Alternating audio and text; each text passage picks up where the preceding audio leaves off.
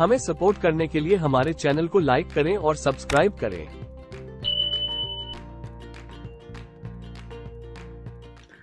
शुरू में आप सुखों के पीछे भागते हैं, अंधे होके भागते हैं कि मुझे ये खाना है, ये पीना है, सेक्स चाहिए, ये चाहिए, वो चाहिए। ये सब चीजें बहुत अट्रैक्ट करती हैं कुछ समय के लिए, लेकिन जब आप इससे बाहर निकलते हैं आपको गिल्ट नहीं तो कम से कम ये लगता है कि इतना क्यों पागल हो गए थे इसके पीछे। धीरे धीरे आप नैतिक जीवन की ओर बढ़ते हैं, फिर नैतिक जीवन से भी ऊब होने लगते हैं, फिर आप स्पिरिचुअल लाइफ की ओर बढ़ते हैं। इसी बात को एक शायर ने बड़े खूबसूरत अंदाज में कहा। मेरा बेटा अभी 16-17 साल का, 16.5 साल का, उसका फेवरेट शेर है, वो बड़ा शेर आजकल सुनाता रहता है मुझे। फितूर होता है हर उम्र में जुदा, फितूर होता है हर उम्र में जुदा, खिलौने, माशूका, रुतबा और खुदा। तो एक सिगमंड फ्रॉइड के स्टूडेंट थी नैन्सी कोडोरो, उनको पढ़िए।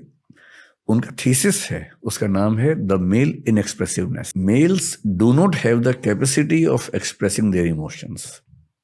वो छुपाते हैं ऐसा नहीं, उनकी वो कैपेसिटी बचपन में खत्म हो जाती है। और उसका पूरा उन्होंने कहानी बताई।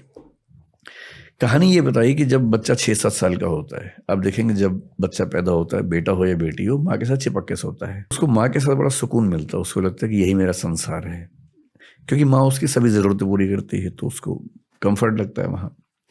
फादर के साथ अच्छा लगता है, पर फादर के साथ लंबे समय का कंफर्ट नहीं है, वो कुछ मिनट का है, कुछ समय मतलब एंजॉय करने का है, लेकिन लॉन्ग टर्म इन्वॉल्वमेंट में हमेशा माँ पसंद आती है। अब 6-7 साल या 8 की उम्र के बाद क्या होता है कि बेटे को हम माँ से अलग करने लगते हैं कि अलग कमरे में सो, दूर सो। और वो हर कल्चर की जरूरत है ताकि बेटे के मन में कुछ ऐसी फीलिंग्स ना आने लगे, क्योंकि वो बड़ा होने वाला है। बेटी को वो दिक्कत नहीं आती है, तो माँ और बेटी जिंदगी भर एक साथ सो भी सकती हैं, हर तरह की बात कर लेती है, क्योंकि माँ के जीवन के अनुभव और बेटी को जो अनुभव होंगे किशोरावस्था के बाद वैसे ही सेम होने वाले हैं। तो बच्ची माँ से ही बात करेगी, बेटा भी किशोर होगा और बेटा माँ से बात नहीं कर पाएगा, और बेटे और बाप में तो और कम बात होती है।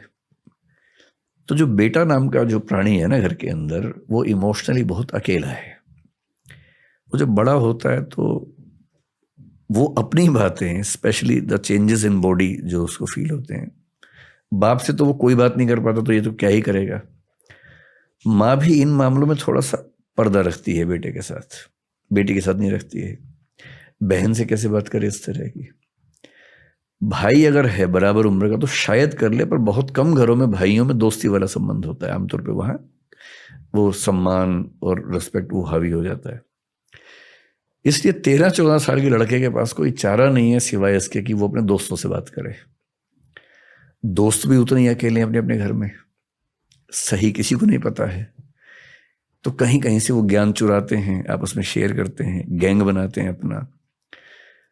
और क्योंकि घर के अंदर से वो इमोशनल स्टेबिलिटी उनको नहीं मिलती है, सपोर्ट नहीं मिलती इन मामलों में, तो लड़के, मतलब नैन्सी कोडोरो जो बता रही है, मैं उनकी बात बता, तो लड़का एक विद्रोह के भाव में रहता है कि मुझे मेरी माँ ने मुझसे अलग कर दिया और मैं अपनी बहन की तरह माँ के साथ नहीं रह पाता हूँ।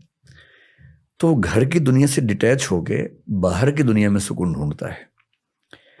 इसलिए आप देखेंगे जनरली लड़कों के लिए पैसा, रुतबा, पावर, बड़ा घर, बड़ी गाड़ी, इसकी जितनी वैल्यू है जनरली लड़कियों के लिए नहीं होती है, क्योंकि वो घर के माहौल में अपनी माँ के साथ, पापा के साथ जितना सुकून उनको मिलता है, तो इनके लिए सफलता के मायने जनरली अलग रहते हैं। वो सफलता प्यार मोहब्बत में ज्यादा देख पाती हैं। इसलिए आप फिल्मों में देखेंगे जब लड़के लड़की मिलते हैं तो लड़की क्या बोलती है, एक छोटा सा घर हो, तुम रहो मैं रहूं। लड़का ऐसी बात आमतौर पे नहीं बोलता है। उसका सपना छोटा घर नहीं है, उसका सपना केवल तुम रहो मैं रहूं नहीं, उसका सपना है कि एक महल हो, 20 गाड़ियां हो, क्योंकि वो खुद को साबित करना चाह रहा है बाहर की दुनिया में। और लड़की, सभी नहीं, जनरली लड़कियों के लिए सुकून का बिंदु है घर, परिवार, दोस्तों का समूह, एक छोटा समूह जहां इमोशंस आपस में शेयर हो जाएं, न कि ऑब्जेक्ट से वो अपने आप को डिफाइन करें। और ये इसकी जड़ है बचपन का वो अनुभव जब बेटे को माँ से अलग किया जाता है। So Nancy Chodorow has beautifully written the book titled The Male Inexpressiveness. Thank you for watching. Press the like button and share this video with all friends, students, kids, and don't forget to subscribe. Stay tuned for more such general knowledge videos.